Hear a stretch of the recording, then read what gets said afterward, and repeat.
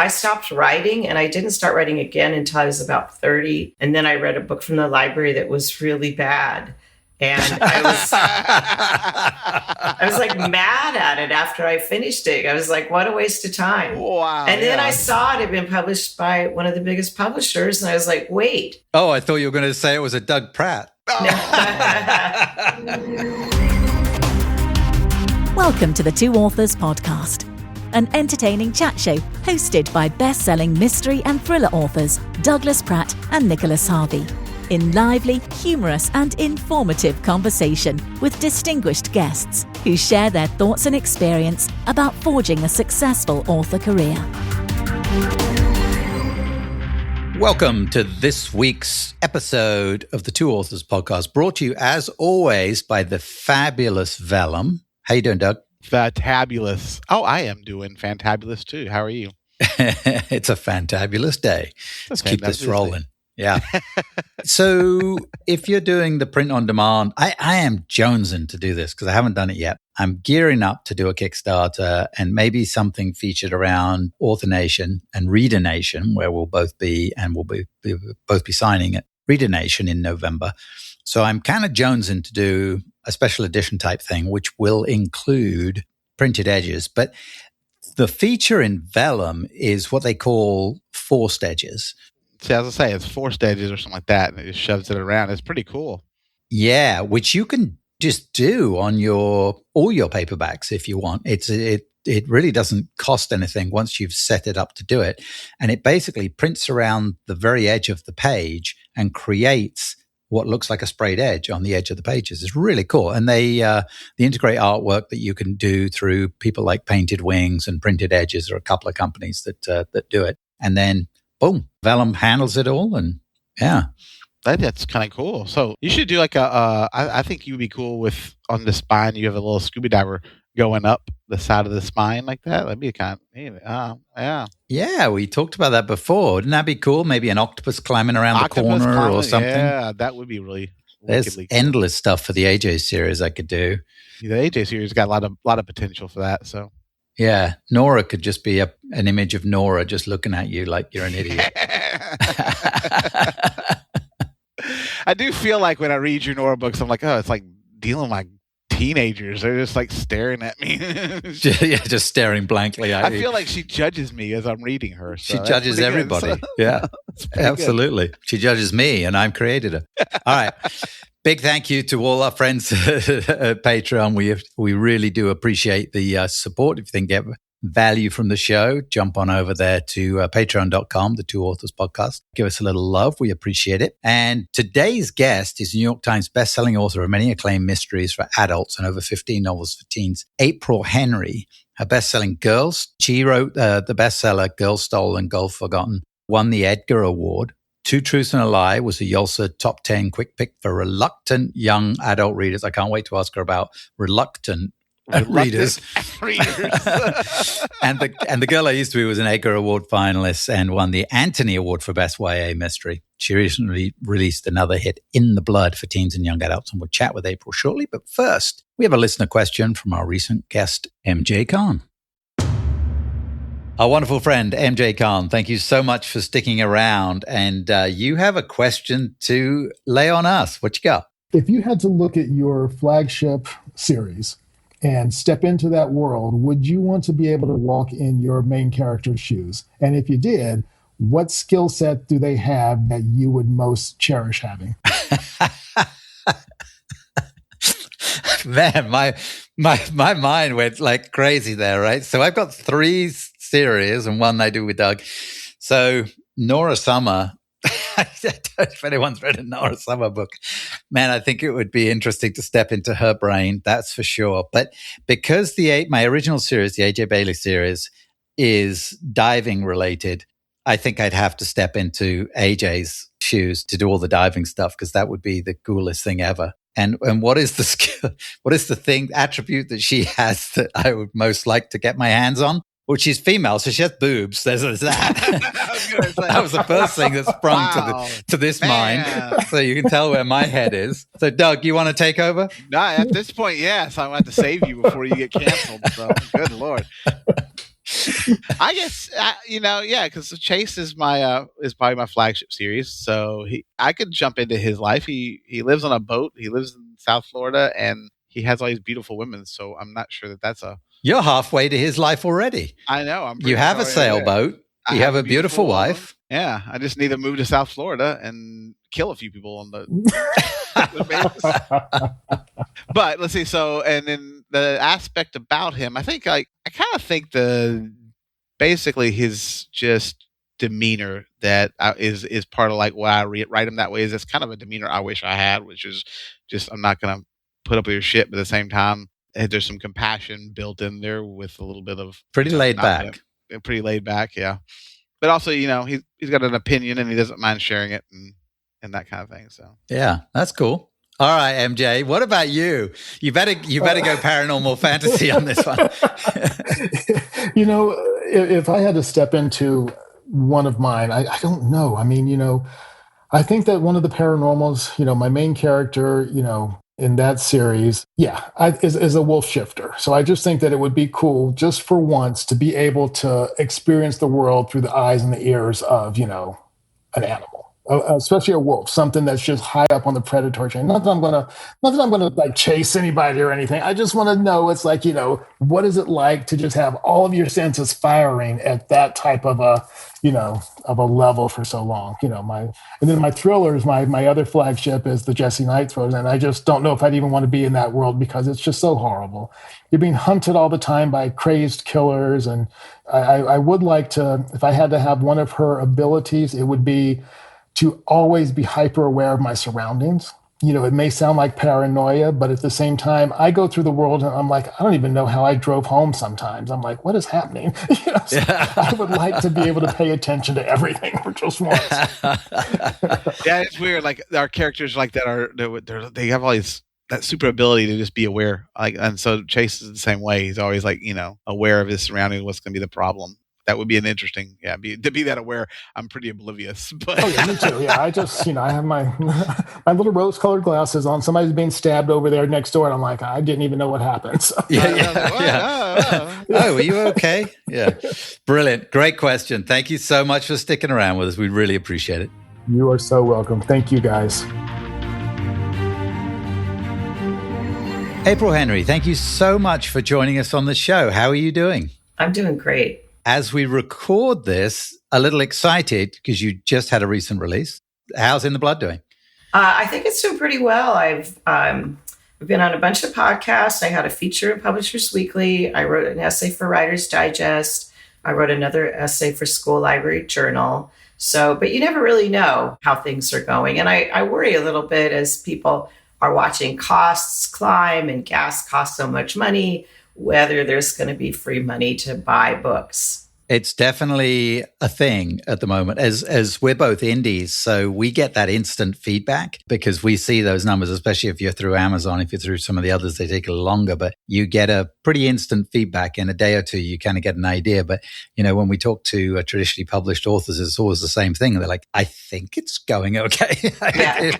It'll be a month or two until I really know. All right, let's get started with a little bit of background. How did you first get involved in writing, and when were you first published? Well, when I was a little kid, I loved to read, and I started when I was about 11 or 12 thinking about whether I could write my own short stories. So I wrote a short story about a 6-foot-tall frog named Herman who loved peanut butter, and I decided the Roald Dahl, who wrote Matilda and Charlie and the Chocolate Factory, I thought, I bet he would like my story. So my dad showed me how on the front of the book it has the address to the publisher. He said, why don't you try sending your story care of the publisher to Roald Dahl? So I sent it off to New York, and eventually it made its way over to England. And then eventually Roald Dahl sent me back a postcard telling me how much he liked my story. And he actually took it with him to lunch, and he showed it to his editor, and she had a children's magazine called Puff and Post, and she asked if she could publish my story. So Roald Dahl kind of made me be a writer. Wow. Oh my God, what a story. Tell me you've still got the postcard. I do. I still have a postcard.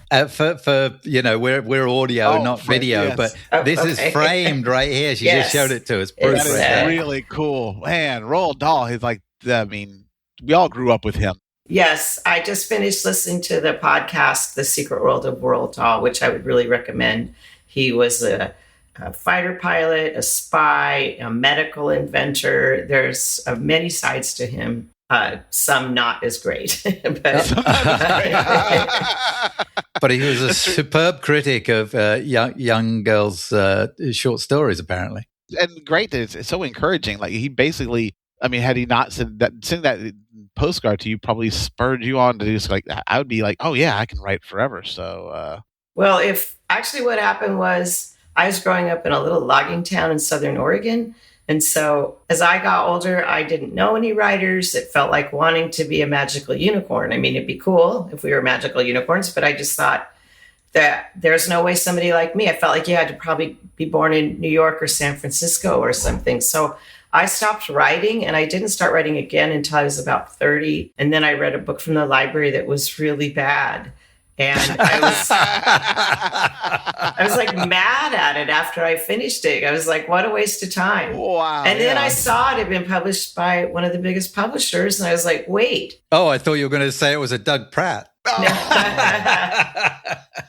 I was like, I could write a book as bad as that and get published if that's all you need to do. So, but it wasn't until I wrote a first book that got 107 rejection letters from agents.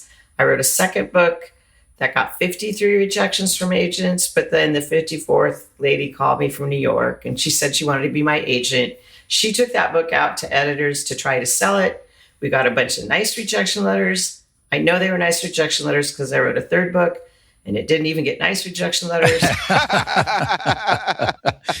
And then I wrote a fourth book, and it sold in 2 days. So people started saying I was an overnight success. And I was like, it took me 9 years to be an overnight success.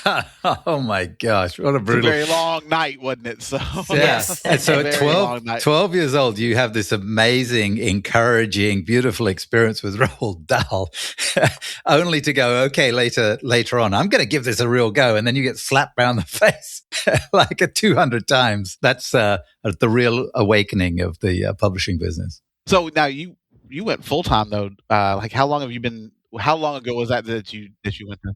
Quit my day job February 1st, 2008. And I remember just really wanting to throw up. I quit it February 1st so that I would have the full month of health insurance after that. But 2008, think about that. What was going on in especially in America, but in the world? Oh, yes. I was watching the stock market tank and wondering what was going to happen. And it all worked out. There's been times where I've taught a little bit on the side, or trying to think what else I did for money. You know, every now and then you're like, because what happens when you go freelance is money that you expected to come in at a certain time turns out it's going to be really late, and money that you didn't know about happens, and it more or less works out in the wash. More or less, there was some panicky times.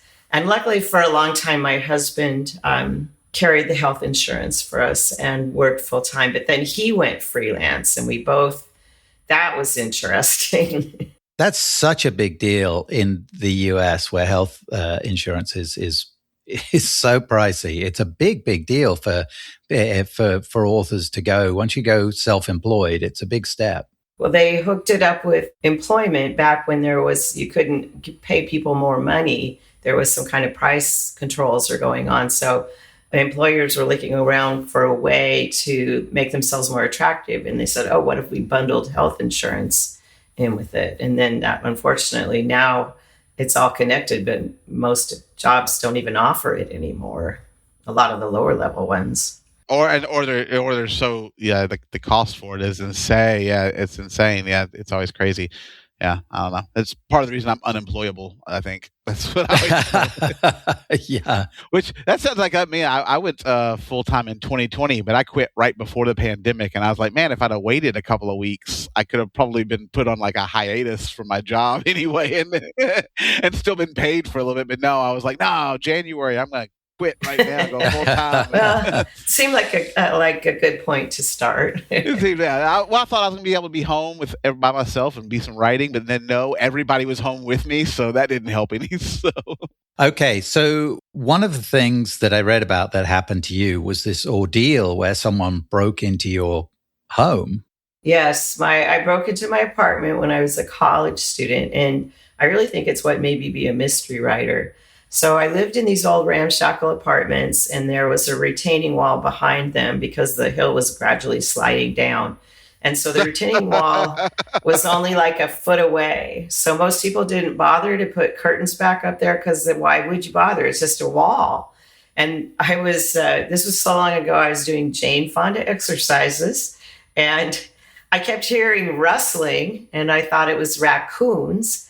And then I went to take a shower, and I'm in my shower in this apartment where the bathroom door was warped. It did not even fit all the way into the frame, so you couldn't close it all the way. Nice apartment you got there. Yeah, this is college, true college digs. True college. It is college. So I heard the sound of somebody forcing open my kitchen window. And I'll never forget just turning off the water and standing there and staring at the door that is just kind of stuck, but is not going to be lockable. And then the window behind me was too small and it was painted shut. And I'm like naked and wet. And I'm like, oh my God, there's someone in my apartment. So I pulled on some clothes and I walked out into the hall, and it was all dark except for a light, the bathroom light behind me. And I just stopped and I said, who's in my kitchen? And he didn't say anything, but I heard him breathing. And then I heard a little voice in the back of my head, and it said, you're an idiot. You need to run. So I ran, and I was too afraid to reach back into the apartment to close the door behind me because I thought he would grab me. And I knocked on my neighbor's door. He was going to law school. I mean, we really looked a sight because he was wearing these little tiny bikini briefs, and I'm in this soaking wet leotard. And he was like, let's call that new emergency number 119. And I was like, I think it's 911, Howard. The police Howard came. sounded like he was. Well, she banged on the door of a lawyer. You couldn't find somebody who would be. What's he going to sue the guy while he's still in the place? I was like, he was in law school, so right. I think the bikini briefs are the one that really sells the Okay, so Howard had been smoking pot, and it I assumed Howard was probably smoking something. It was not legal. So he was, after he called the police, he had all the windows open, and he's running around flapping his arms, trying to get the smoke smell out. And the cops showed up, and we went back into my apartment, and he was gone. And then we were talking, and there was a thump from my bedroom, and both cops drew their guns and pointed them down the hallway. And then out walked my cat. It was like a bad jump scare in a horror movie. Oh my God. So we were all laughing. And then they said, did he take anything? And I said, the only thing that's missing is my dish towels. And I thought that was funny. I started laughing about that. And the male cop looked at me and he said, ma'am, he was going to tie you up with them. So I could have died that night. I definitely would have been raped and possibly murdered. A couple of years ago, I got curious and I looked for that. There's a website for unsolved homicides in Portland. I looked for my year and I looked for women. And there was a girl that was going to Portland State, the same as I was, who lived 3 miles away. And 2 months later, she was strangled in her apartment. And they've never caught the killer. It could just be a coincidence, but I remember looking at her face and just thinking, wow, that could have been me. But I think, like, for a long time, I didn't think about it. I just pushed it away. But it made it be that every time I read a story about some woman where an escaped prisoner breaks into her house or something like that, I'll think, could I survive that situation? What would I do if I were her? And I think it started planting the seeds for me writing thrillers and mysteries. And now a quick word from this episode's sponsor. Eloisa James, New York Times bestseller, 30-plus novels, millions of copies, and a Shakespeare professor at Fordham, is coming to Author Nation to teach how bestsellers actually get written. Not luck, craft. Come learn how the list gets made. Sign up at authornation.live. I have a million questions that spur from this thing. What a terrifying experience. So, I mean, when you're writing and you're writing from a victim's perspective, you have one of the best pieces of experience to write from. I can only imagine how authentic those scenes you write are. It had to have, as traumatic as it is, it has to have, looking at the positives, it has to have helped. I think it did. I think it did very much. And then I try to write characters who are smart. And if you're smart and you are calm, maybe you could think of something to do. Hopefully, if that situation had escalated, I would have been able to think of something to do. But I don't know. Sometimes I feel like you and your imagination, you're always a lot more clever and fast moving and fast thinking. Whereas in reality, maybe you're just like panicked and going, oh my God, oh my God. As a general rule, I'm always not as fast and quick thinking as I think I am anyway. So I can't imagine in a situation like that. So it's also comfort levels in circumstances. It's a circumstance you're not in. You're never in, right? I mean, you're never in that environment. He is. This is what he does. He's there with a purpose, with a goal, and he's putting himself in an environment he deliberately put himself into. And that's he chose it, right? Yeah, yeah. The other thing is that your reaction in the moment actually seems pretty straight, clear-headed to the most part, like as opposed to just panicking. You just realized run. Some people get that panic and just freeze. So that's a different kind of psychology altogether. Yeah, they do talk about fight, flight, or freeze. That those are the three things. And I do Brazilian Jiu-Jitsu now, and I do think that at least it would get past the shock if someone just hurt me or something, that I hope that I wouldn't freeze as much, that I would be, move on from that other than the shock. Was that interest in martial arts spurred by this incident? It was quite a few years later. I took a kickboxing class that was hands off and you just kicked bags, but it was really fun. And the guy who taught it had a black belt in a different martial art, Kachikembo. So he started teaching us Kachikembo, and then I went from there to Kung Fu, and then I went from there to Jiu-Jitsu. I don't think I have the knees anymore to do Kung Fu. There's a lot of like horse stance squats for a long time, and I don't think my knees would do that anymore. I used to do a little taekwondo, and I can imagine now my knees would be cracking every time I went to a kick. Was that the board cracking? Nope, that was my knee. It was my knee cracking. So you're also really big into research. So I mean, you've done like some live abduction escape stuff. Yeah, that was probably the craziest class I ever took. It was called Urban Escape and Evasion. It's for people who are worried about being kidnapped. So the kinds of people who took it were like reporters who maybe are going to go work in Ukraine or something. It's people who are going to be in an unstable, poor country. Like there was a woman who went on safari recently that was kidnapped, or if you're going to do a mission trip overseas to an unstable country. And then the other people who took the class were preppers and crazy people. So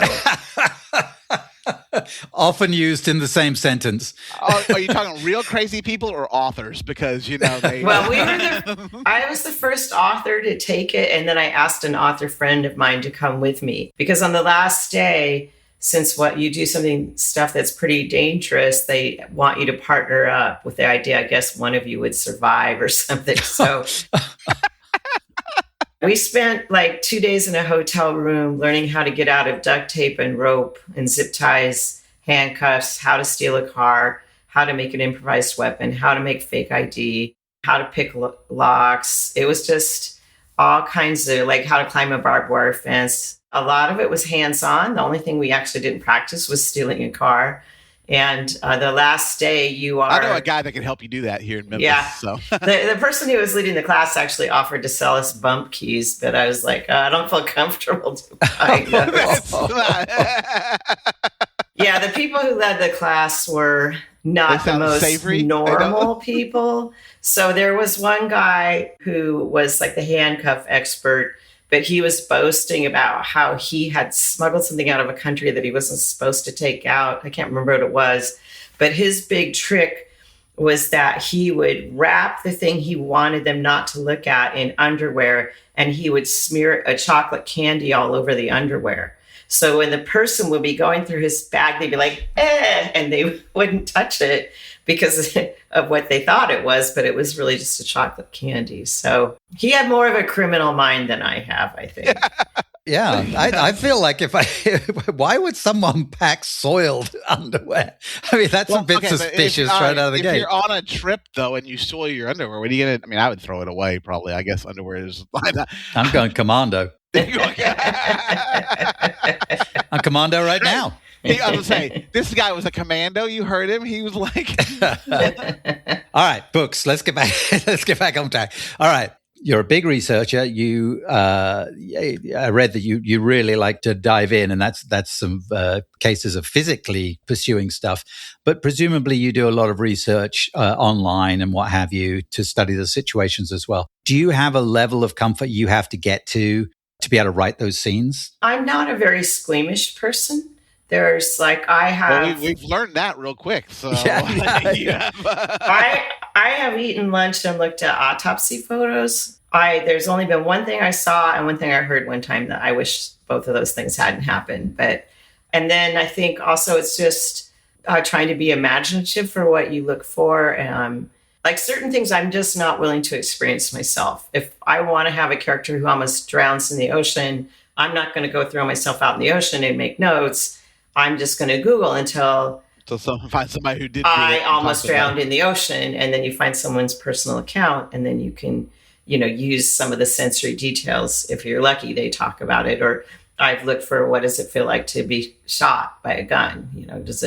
How bad does it feel? So, but I feel like I'm a really good Googler. I can find almost anything over time. I love it. So for my new book, I had these characters who were trapped in a storage unit, 2 characters by a bad guy, and he set it on fire.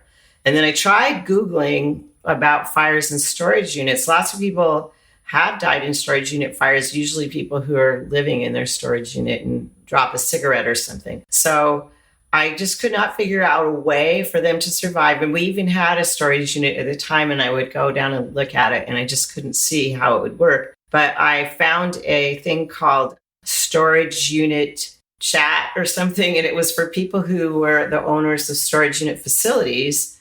And I got special permission to join the group. And then I posted, like, how can I get these characters out alive? Because I was creating an imaginary storage unit, but I did not want it to be like, oh, there's a second door nobody noticed or whatever. And so the people were really helpful. And then the one who was the most helpful, his username was Hilltop Bob.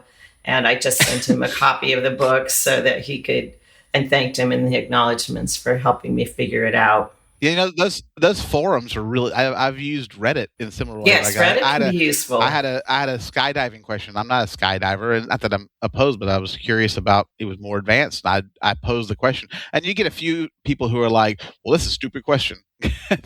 Then you have a handful of people. No, they really get involved. Oh no, you could do this, and it's amazing how much people really want to help you and help you. Yeah. So, have you never skydived, Doug? I've never skydived. It's on my bucket list. You should. Go? Yeah. We should do it. Let's do it. I've done it. I'm sure you have. I fell out of a plane with a parachute. We could do it 2 authors, a little bit on the way down. And all right. Listen to us. Yeah. Sorry, yeah, really. We digress there. So. Yeah. We tend to do this. All right. So let's talk about your process a little bit. Are you a plotter? I am a plancer. I plot and pants, kind of. So I'm working on a new book. Join our club. That's our club. I hear. I'm working on a new book right now, and I really love Save the Cat. And so I'm going through the Save the Cat beats and using to kind of structure the story and think about, where is the all is lost moment or where's the fun and games and what's going to be in it. But what I found is if you plot in advance, because I usually sell on couple of chapters and an outline. So, but they don't ever make me stick to the outline because a lot of times I find that you planned out something was going to happen, but by the time you get there, you realize that character would never do the thing that you planned, so you have to change it. But I've noticed that I've been kind of dragging my feet a little bit, and I think it's because I feel like I don't have a perfect way to begin it, but I can't let the perfect be the enemy of the good. I need to stop plotting and start writing. Yep. Once you start getting it down there, then it opens the doors, right? Let's talk about your most recent release then. It's In the Blood, which I guess, am I right to say this is kind of like your own genealogy journey? In some ways it was. So I've always been interested in genetic genealogy. Of course, that's not really been a thing until recently, or the last, 25 years or something. So after my parents died, I inherited a bunch of photographs and I wanted to know who these people were. And they were mostly unlabeled. And some of them were like tintypes. And a few of them said useful things like mother on the back. And of course. So I was like, who are these people? Little John. Yes. Yeah. I paid to have all three of my brother and my sister and I DNA tested, and I started building a family tree. Then I started realizing there's pieces that people that show that they're like my second cousin, but their family tree doesn't have any of the names my family tree has in it. And when found a few people that were, their dad on paper wasn't their dad in real life. And that's how we were related. It's a really fun puzzle. If you guys are looking for something to do for a good year, it will keep you occupied. I have done some genealogy and I enjoy it. Like, it's a lot. The history of it is always fascinating to see, like, your family history in that way. Yeah. And then especially if you can get to the stories that go behind it. So, which you have a few. Yeah, I had found out just through Googling my grandmother. I was curious about her, and luckily she has a weird name, or had a weird name, Effie Satterwhite. So when I Googled her, I found this whole Arkansas State Supreme Court case from 1907. I just thought it was someone with the same weird name, but it turned out it was her when she was 18. Her dad, my great-grandfather, shot and killed her boyfriend for kissing her.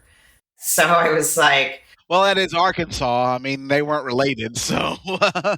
It kind of explained why she was always kind of a bitter person, because his entire defense was kind of like slut shaming. He was like, oh, I wouldn't have had to shoot him, but my daughter wouldn't stop kissing him. So, and he couldn't trust her. He said he had to defend her virtue. So I was like, well, that makes a lot of sense. No wonder she didn't get married till she was 30. Didn't have her.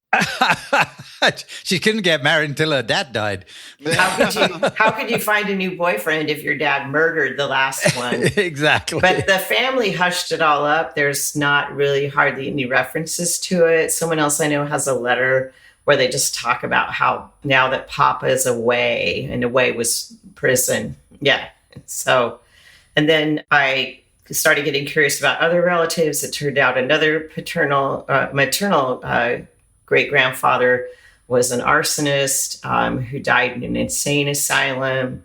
Over the pandemic, I found out that my third great-grandfather was basically lied his way through all these military things and then faked his own death and got married 2 more times. Oh my gosh. I come from a long line of criminals. Yeah, I love the way that you've taken this gene pool and channeled it into books. You've taken all of this stuff and you write it into books instead of acting out. I mean, maybe in your spare time, your hobby is setting fire to people, but it doesn't seem like it is. It seems like it all goes in the books. That's how she writes such good books. She hey, I like the research. I mean, well, I'm not going to be like, it seems like anytime anyone is arrested for murder, it's like on his phone, it will say like, how dispose of a 142-pound body, Yeah. I do feel like we as writers would get away with murder a whole lot better than some other people. We have covered because it's all going to be blended in with everything else. Until they look at our search history, as she says. Yeah, but all you can explain it. Yeah, we write a book about it, and then why would I do that? Why would I kill somebody and write a book just like it? That doesn't make any sense. It's somebody obviously read it and tried to frame me. I don't know. I think we get away with it. So, as we say this on air. So. Yeah. Well, perfectly. We should. Yeah, all they need to do is listen to this podcast, and they'll go, "Well, those guys are all guilty." I know those guys. Yeah. So. All right. So the genealogy part of it is absolutely fascinating. So you built this into the story and in the blood, and how does it frame in the story? Well, I had a girl who's adopted, and she's very curious about her adopted parents, and like a lot of adopted kids, she has these fantasies about, who are her parents? Are they actors? Are they famous? Are they scientists? What was it about them? And she takes a DNA test when she turns 18, and she starts trying to build a family tree, and it's really difficult. For that part, I talked to Leah Larkin, who's a pretty well-known genetic genealogist. She helped me figure out how I could make it that you wouldn't find many matches on family trees. And so she finally figures out her mother is missing, seems to have run away from home, and she can't figure out her dad. She puts her DNA on GEDmatch, and the police are very excited. They're allowed, GEDmatch is one of the places that works with law enforcement. And so they can tell that she's the daughter of the Portland Phantom, a serial killer that they've been looking for over a decade. So it's like nature, nurture. Who are you if half your genes came from evil man? There's at least 3 memoirs by women who are the daughters of serial killers trying to grapple with what does that mean for me?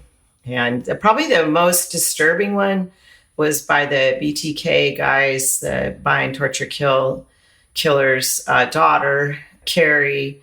She liked her. She always was looking for her dad's approval and saw good things in him, and yet now realizes he's a monster. So that would be very hard to deal with. Well, you see, yeah, that's got to be different because this is you're seeing one thing and then suddenly you're shown. I mean, that's he always seemed like such a nice guy. That's what they always say, right? Now, you've written mysteries and thrillers for adults, but you mainly have written for teenagers and a younger audience. I switched, yeah. I wrote a book with it that had to have a teen as a main character, inspired by these real overseas boot camps that kids were being sent to that were a scam, basically, and were horrible to the teens. It was just such an interesting story, and I thought, well, there are adult books that have teen main characters. And my agent said, no, this is a young adult book. And she repped a lot of them, and that's how it sold. And then I like writing for teenagers because if you can hook a kid and make them want to read, then you can change their life. I hear from a teenager a day probably on TikTok saying, you're the reason I'm a reader. So I kind of feel like I'm a surgeon or something, like I fixed something in somebody. It's very similar to what Roald Dahl did for you. Like the fact that you can respond back to him, I think that's and this is a really great world we live in where you actually have authors who can respond. Yes, I actually still keep in touch with there are a lot of the teens that I hear from. Hopefully this isn't true for all teens, but they're looking for an escape. They are living in a really bad situation. They're like in foster care, or they're hiding the bottles of alcohol from their alcoholic mom or something. So, and there's some that I have kept in touch with for years, like they're in their 20s now. And now, let's hear from this episode's sponsor. Hi, everyone. I'm Jamie Davis, show manager for Author Nation. I'm back with another fun dad joke for you. And don't forget to come to the conference and get one from me in person. So why are math textbooks always the saddest books in the school? Well, they're the ones with the most problems. What is the shift from when you're writing to adults for adults where anything goes? Are there certain key elements when you're going to put out a book and it's going to be 12 years of age and up? Well, there's kind of different ways of approaching it. Like people who aren't worried about being in schools can probably do whatever they want. Like I had a friend whose book was a paperback original, so that means more like the teens are buying it rather than a hardcover, which is pretty much librarians and parents or whatever. She had a lot of F-bombs, and I was like, maybe you want to cut those back, but she didn't, and it sold really well as a paperback. But I had written some books for a Christian imprint that Thomas Nelson, which is part of HarperCollins. So they have one set of books that are all about Christianity, and another set that are just like normal books, only nobody swears or has sex. So that taught me that you could do a lot just by relying on your reader to fill in the blanks. If you say the man swore in her ear, then they are going to fill that blank in with whatever works for them. And if you're 12 or 18 or 24, you're going to maybe use different words. The same with violence. You can just talk about how somebody is horrified by what happened, but you don't have to say. It's kind of like the monsters in Stranger Things.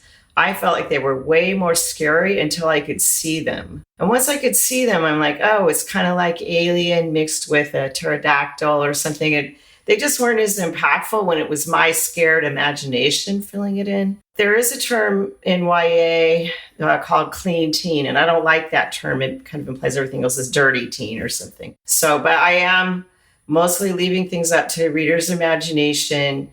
I remember years ago when I was on LiveJournal, like probably 20 years ago, there was a librarian who lost her job over, I think it was like F words in a book. Like she just ended up, she's like, I'm drinking wine in my parents' basement and I lost my job. And I thought, well, I don't ever want a librarian to lose their job for that's not, the F word is not an important reason. You know what I mean? Right. Yeah, there's plenty of other things to stand up for besides the F word, but I mean, it is a slippery slope. But yeah. So I thought, I guess I've had a few challenges, but mostly it's been people who haven't even read the book. Sometimes you will get pushback. And scares me is like if you have a gay character, I've had librarians say, I can't have a book with a gay character. Isn't that sad? That's so sad. In libraries. Oh my It is very sad. And then I feel like the ones you hear from there's probably a whole bunch more that are looking at, they're going to buy one of these two books and one has a gay main character and one doesn't. And they're going to buy the one that doesn't. And they're never going to tell anyone. That's like called soft censorship. I worry about soft censorship. I mean, there is a pushback now to the Moms for Liberty movement, but it still is scary how much it feels like the clock has turned back on a lot of things. Like my gosh. Yeah. The books that are getting challenged usually deal with race or gender. Yeah. It's all going the wrong way. it's going to cause some backlash for a while, I think.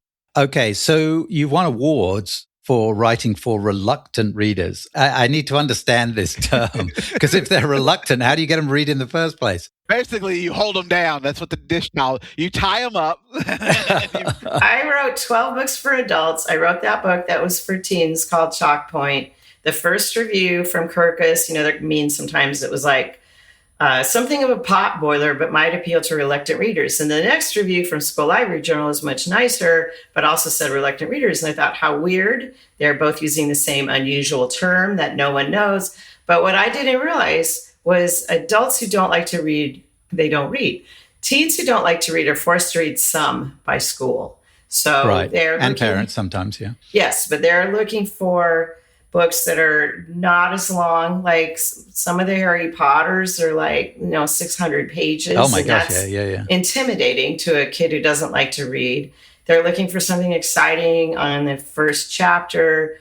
They're looking for short chapters, cliffhangers. But then once I started trying to write for that group, I realized we all like that stuff. If I'm reading a book and I page ahead and it's 50 more pages till the end of the chapter, I'm just going to go to bed.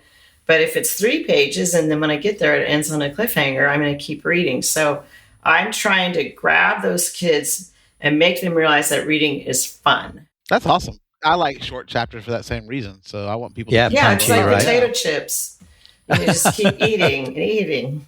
All right, this has been absolutely fantastic. We have a couple more questions that we ask everyone. The first is, what do you consider to be your author superpower? It would probably be research. That would be my author's superpower. She sounds more like Batman because she's got all the training now, and so that's true. I was thinking kung fu might be her strength, but that's not really a writing strength. It's a defense strength. But brilliant, good. Okay, so we have a wheel of questions, random questions. So prepare yourself. I get the sound effects and everything. Oh, no, just because I don't have the mic. Yeah, I was going to say, the clicking's gone. All right. What is your ideal night out? Do you like dress up fancy restaurants or shorts in a beach bar or a movie, drive-in? If I was going to combine things, it would probably be a nice meal and then going to listen to live music. So we have some live music stuff coming up that I'm already excited about. And but usually we only do one of those two things. We have pizza and go to music, or we have a nice dinner out and we come home. But if I could combine the two, I think it would be perfect. Oh, that's fair. All right. Nick, what about you? What's your ideal? I know your ideal, but what does the rest of the world know what your ideal night is? Shorts. I'm shorts and a beach bar all the way. Hopefully, just come out of the water from diving and sit by the side and. Yeah, I love that I know your wife and she's lovely, but I love that your ideal date with her is a go underwater where you can't talk to each other. So. Yeah, well, she'd be the first one to say that's her ideal. My wife is like, oh yes, I don't want to hear from him. So. I would say I gotta agree with April. I like the idea. I do, of course, love a beach bar. But live music and something casual is always fun to go. So if you could combine a beach bar and live music, then I'm in heaven. So. Yeah, that would be pretty cool. Yeah, that's pretty cool. Even a really good cover band. Oh yeah, I mean, I want to know the songs because I love to sing along to Guns N' Roses played by overweight guy. And you want to hear Doug sing. Okay, I'll take your word for it. If you want to be put off music for the rest of your life, hear Doug sing. I'm happy to, yes. April, thank you so much for joining us. This has been truly a pleasure. And thanks for sharing all your historical secrets with us.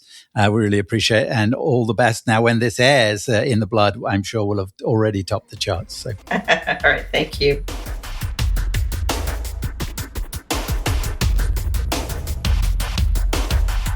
Thank you so much, April. What a lovely lady. She was very lovely. It makes me feel like I'm not doing enough to research, though. I tell you what. Oh my gosh. Well, I'm going to see I think I worry if I let Ashley tie me up, she'd just leave me there for a while. So. I think that's almost guaranteed. Yeah. I know Cheryl would, so she'd leave you in a heartbeat. She'd think it was just hilarious. Yeah. They'd probably both go, we'll do this, but we're going to gag you at the same time. Exactly. Yeah. I'm like, just give me a sippy cup with some rum in it and then leave. The genealogy, I mean, and there was some stuff I know from her bio and that, and she mentioned all these grandfathers and great-grandfathers with this stuff. I know there's a witch back in her genealogy somewhere. Isn't that amazing? I do. I mean, I have done a little bit of genealogy and I enjoy it, but it can talk about a rabbit hole. I could spend, like she says, a year to it. Like you start doing it and you're like, oh, it's so much like a little mysteries you guys solve. So yeah, it's fascinating. I think it's kind of neat. I don't know. You ever done much of your genealogy? Does anybody know who you are? I mean, I know a lot of people call you a son of a bitch, but I don't think that's how you do your genealogy. Don't talk about my mom like that. I love your mom. I love your mom. Dig it a hole, Doug. Dig it a hole. How she went wrong with you, but I don't know. One day she's going to explain how I was adopted. All right, so. Yes, I did. I've had a couple of periods of time where I've looked a little bit back. It really got back as far as the early 1900s, World War One. What would be a great grandfather of mine, I believe, was in World War One. He was actually mustard gas. He was blinded by mustard gas in the trenches and stuff like that. Yeah, so pretty interesting. But I've never hired a service or gone back further than that. But it's something that's fascinated me. I'd love to do, and I just never got around to seriously attacking it. Yeah, no, it's a lot. It's a lot easier than it used to be. Like you used to be able to go like wade through all these like microfilm, and now Ancestry.com does half of it for you. But it's still pretty impressive. I don't know. And I think it's neat that she's done this and taken it and used it as like she's done all this research. She now knows how to do it. So then putting that into the book makes it really great. Like a good way to do that. So I don't know. I very enjoyed it. Yeah. Also, I'm gonna try to get myself tied up and see how that works. So I can't wait to see you next. I'll do it. All right. Thank you for your support on Patreon to all the folks that go over there. We just recorded a bonus with April that'll drop in there when this goes live. Too, so. Yeah, it's a great one. So thank you. If you feel you get value from the show, dive over there to patreon.com, look up the Two Authors podcast and support us over there. Huge thank you to our wonderful friends at Vellum for all they do for the industry. Fabulous Brads. And for us and for sticking around after the jingle we made for them. And go to tryvellum.com/2 authors. We're recording it before they heard it yet, so they may. Too late, you're with us. Yeah. You'll find links, as always, in our show notes. Check them out. We'll be back with a new episode of the Two Authors podcast next week. Until next time, be cool to each other. And fair winds and following seas. You've been listening to the Two Authors podcast with Nicholas Harvey and Douglas Pratt. Subscribe on your favourite platform for new shows coming every week.